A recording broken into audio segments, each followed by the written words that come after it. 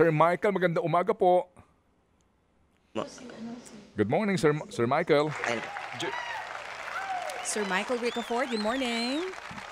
good morning po, Good mo- DJ Chacha, Mr. Ted, at sa inyo po mga taga-subaybay po. Salamat sa panahon. Go, Good Cha. morning, sir. Si Sir Michael Ricafort nga po mula sa RCBC. Ang mag-explain sa atin nitong pagbagsak ng piso kontra US dollar. Kahapon po 59.20 sinasabi sa mga balita. Record low daw po ito. Sir, una muna siguro, ano po bang epekto nito sa ekonomiya? Lalo na po, anong ibig sabihin po nito sa mga ordinaryong Pilipino? At ano rin ang dahilan ng pagbagsak ng piso kontra US dollar? Well, DJ Cha, number one, yung political noise yan since in recent weeks, no, lalo na since last month, ay yung isa sa main reasons bakit nag-record high yung dollar peso natin, no? Kasi may 3 taon yan na nirespeto yung 59, hindi yan lumagpas ni isang sentabo, no? Mula no September 2022. So, isa yun sa dahilan.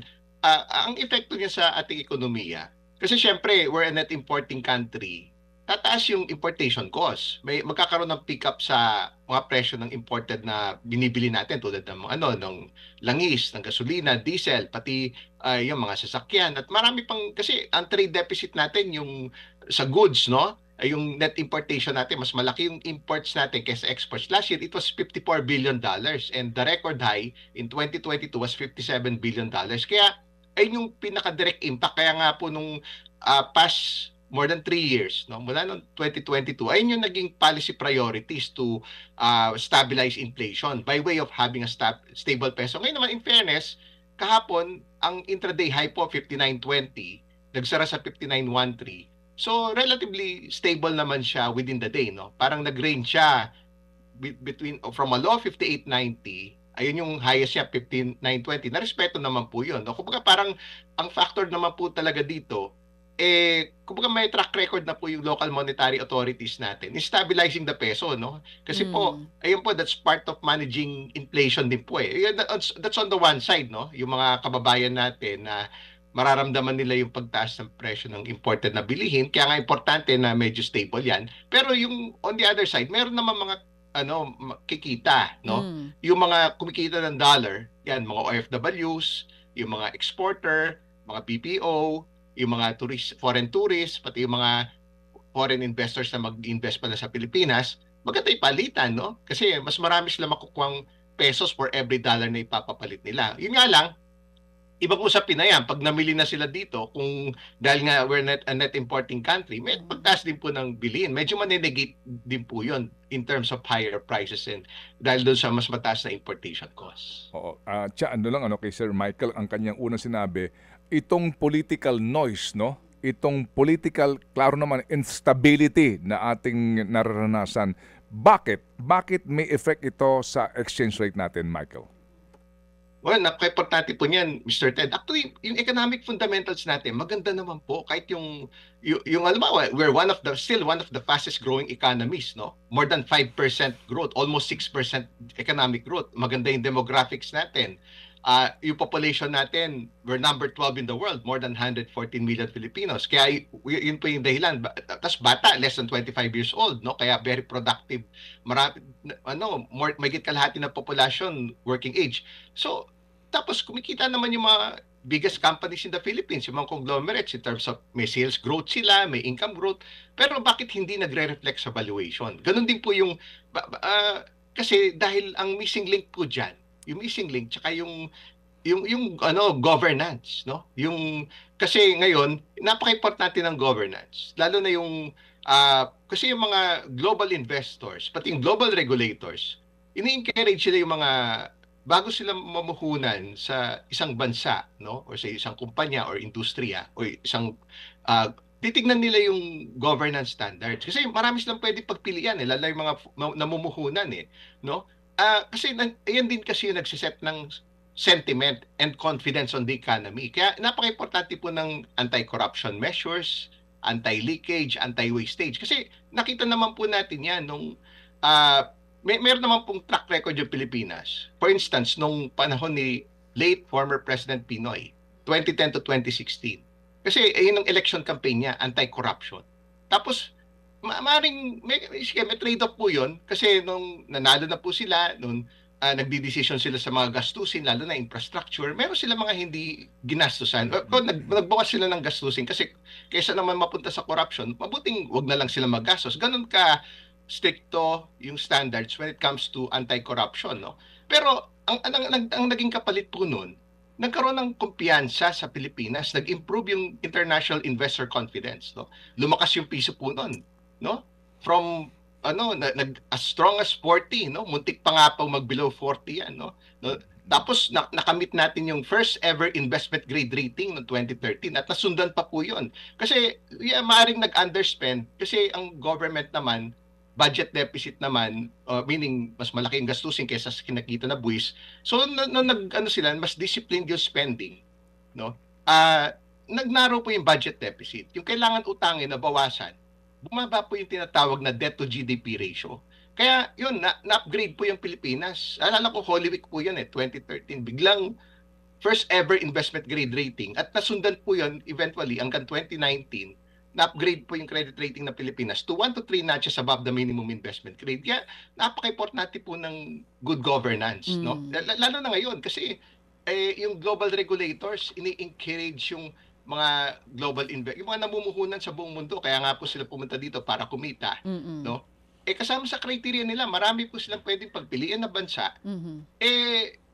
Kumbaga, isa sa mga competitive advantages yung good governance. Kasi katunayan, kahit nga po nung mga panahon na yun, no, yung binanggit natin kanina, bukod sa paglakas ng piso, kahit yung stock market po noon lumago, no? Kung nandun po yung kumpiyansa ng foreign investors, kung may track record na tayong nakita eh. So it's really, kung seryoso po yan, yung mga reform measures, yung mga to improve governance, kasi bakit po importante yung governance, no?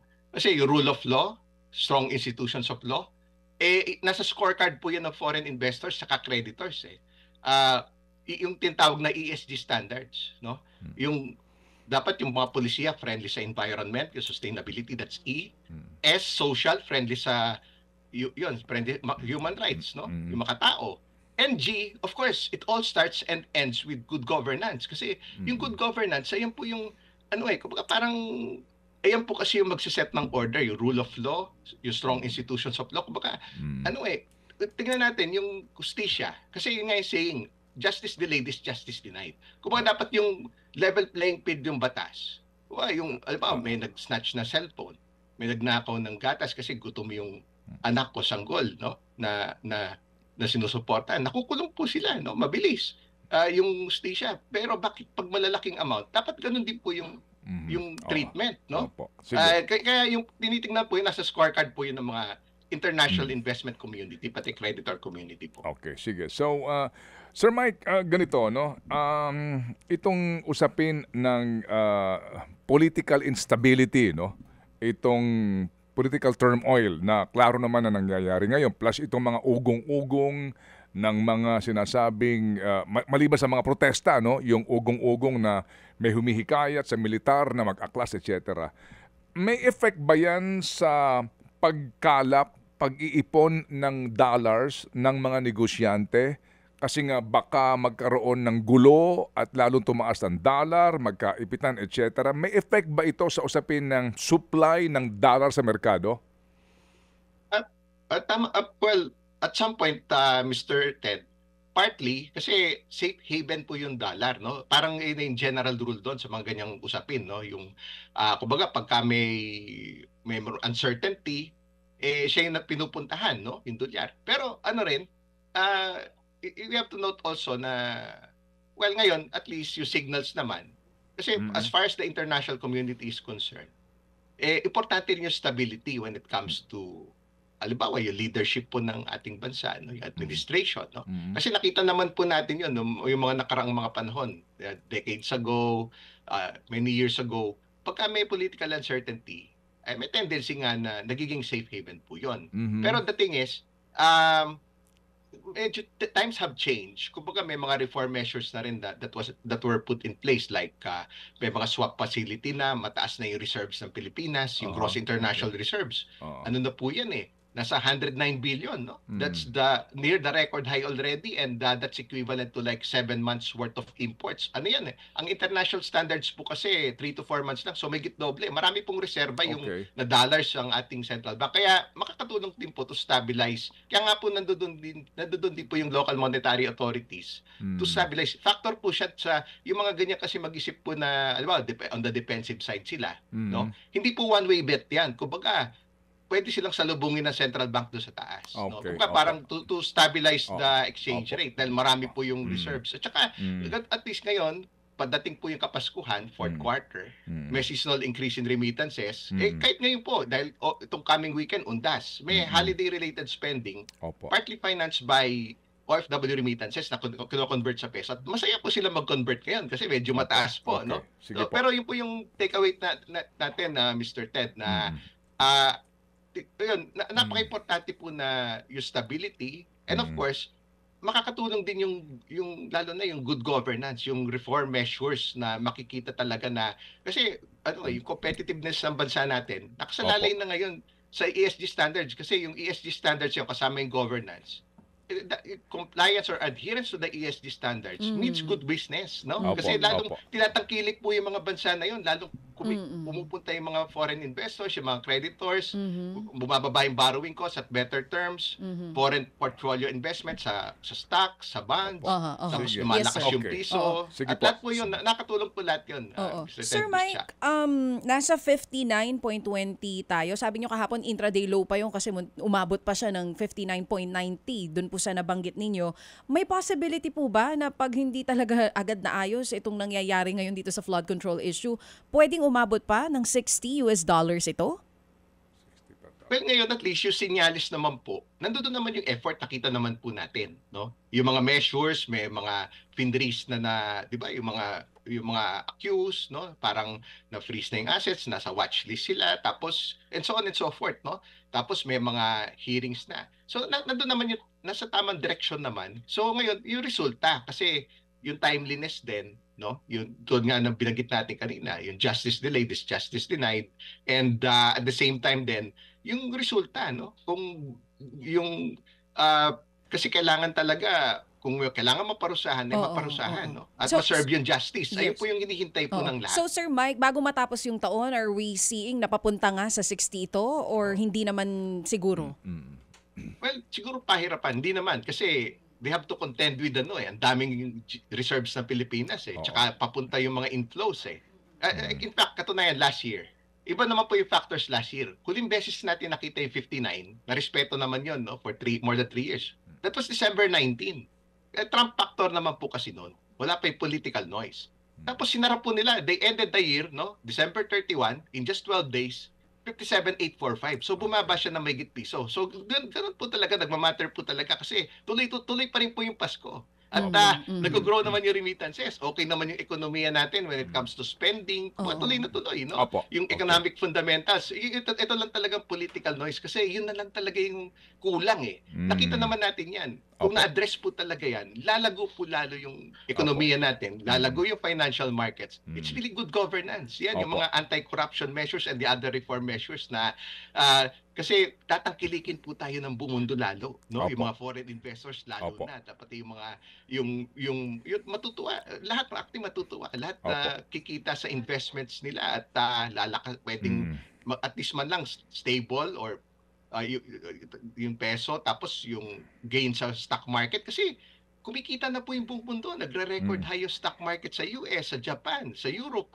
at ibang Asian countries. Kaya yung okay naman na fundamentals natin, yun na lang po talaga yung missing link kung Opo. ma-address po yun. Opo. No, talagang lalago po yung ekonomiya natin at nakita naman po natin yan noon yung sineryoso po ng lahat ng yan noong panahon ni late former President Pinoy. Opo, Kasi nga, yes, yun sir. nga, siya Opo. napakaingat po nila eh. Noong Opo. time niya, sinasabi niya, Opo. allergic ako sa yung mga dredging kasi nga naman ang hirap i-audit ng ilalim Opo. ng river eh. Opo, opo. Tapos na-address po lahat 'yun, improve fiscal performance, yung debt management, credit rating, sunod-sunod po lahat 'yun. Opo.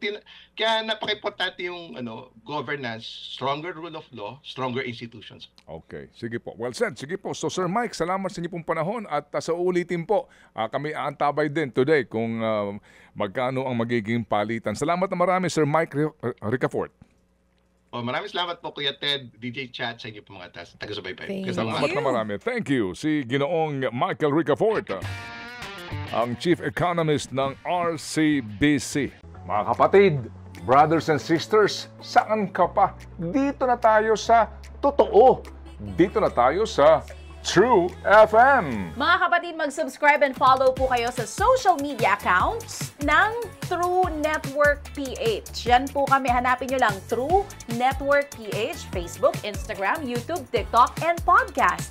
Mapa Apple or Spotify man yan, mahahanap nyo kami. Lahat ng mga napapanood at napapakinggan nyo po sa programa, nasa social media accounts namin yan. So, paano mga kapatid? See you sa social media!